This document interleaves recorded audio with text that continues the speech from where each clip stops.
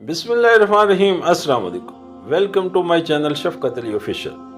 جسمانی امراض پرہیز سے جاتے ہیں اور روحانی امراض پرہیزگاری سے۔ اپنا خیال بھی اہم ہے، لیکن سب سے اہم خیال اس کا ہے جس نے تجھے صاحب خیال بنایا۔ مومن وہ نہیں جس کی محفل پاک ہو، مومن تو وہ ہے جس کی تنہائی پاک ہو۔ انسان کو اچھی سوچ پہ وہ انعام ملتا ہے جو اسے اچھے اعمال پہ بھی نہیں ملتا، کیونکہ سوچ میں دکھاوا نہیں ہوتا۔ علم وہ نہیں جو آپ نے سیکھا ہے، علم تو وہ ہے جو آپ کے عمل و کردار سے ظاہر ہو۔ زمانے کا شکوہ نہ کرو بلکہ خود کو بدلو، کیونکہ پاؤں کو گندگی سے بچانے کا طریقہ جوتا پہننا ہے، نہ کہ سارے شہر میں قالینیں بچھانا۔ دولت کا بہترین مصرف یہ ہے کہ اس سے اپنی عزت و آبرو کو برقرار رکھا جائے۔ جو شخص تمہارا غصہ برداشت کر لے اور وہ ثابت قدم رہے تو وہ تمہارا سچا دوست ہے۔ جیت کی عادت اچھی ہوتی ہے، لیکن کچھ رشتوں میں ہار جانا ہی بہتر ہوتا ہے۔ علم کا ایک قطرہ جہالت کے سمندر سے بہتر ہے، اور عمل کا ایک قطرہ علم کے سمندر سے افضل ہے۔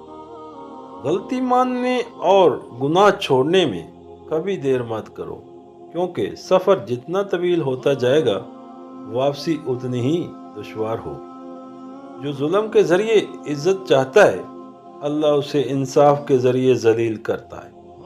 کسی کو تم دل سے چاہو اور وہ تمہیں ٹھکرا دے تو وہ اس کی بد نصیبی ہے، تمہاری نہیں۔ وقت سب کو ملتا ہے زندگی بدلنے کے لیے، لیکن زندگی دوبارہ نہیں ملتی وقت بدلنے کے لیے۔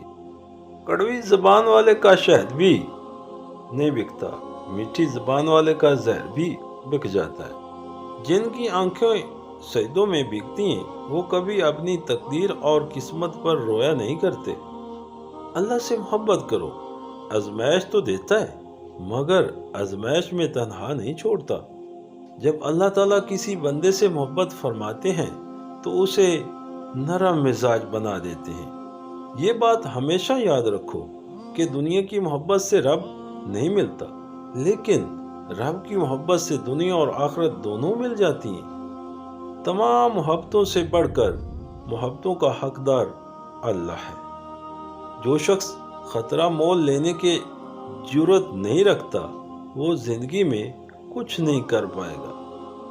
آپ اپنے آپ کو عزت دو گے تو دوسرے آپ کا احترام کریں گے۔ ایک آدمی جو 50 سال کی عمر میں دنیا کو ایسے ہی دیکھتا ہے جیسے وہ 20 سال کی عمر میں دیکھتا تھا تو اس نے زندگی کے 30 سال ضائع کر دیے۔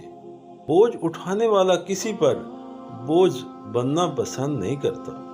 اپنے دل کو اس وقت تک توڑتے رہو جب تک یہ کھل نہ جائے۔